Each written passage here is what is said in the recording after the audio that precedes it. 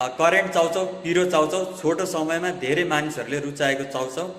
नेपालमा प्राय यो चाउचाउ अहिले नखाने कोही पनि छैनन् होला। विदेशमा पनि अहिले धेरै देशहरूमा चाहिँ यो चाउचाउ अहिले अभाइलेबल छ। अहिले भने नेपाल सरकारले चाहिँ यो बिक्री वितरणमा रोक लगाएको छ, किन भनेपछि यसमा केही मिसआउट भएको र यो गुणस्तरहीन भएकाले चाहिँ नेपाल सरकारले चाहिँ जति पनि अहिले नेपाली बजारमा करेन्ट चाउचाउ छ त्यसलाई चाहिँ फिर्ता गर्न भनेको छ र बिक्री वितरणमा रोक लगाएको छ। अहिले खास गरी तपाईहरु मार्केटहरुमा जाने हो भने चाहिँ करेन्ट चाउचाउ पाउँदैन है।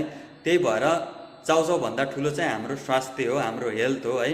त्यही भएर अहिले चाहिँ अब करेन्ट चाउचाउ नखाने निर्णय गरियो। खास गरी भन्ने हो भने करेन्ट चाउचाउ हप्तामा एउटा दुईटा चाहिँ मैले खाएकै हुन्थे, मेरो चाहिँ फेभरेट थियो।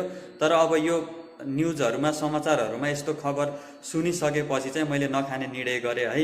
अब नेपाल सरकारको अर्को सूचना नआउन्जेलसम्म है तपाईहरु पनि अहिलेको लागि नखानु होला है।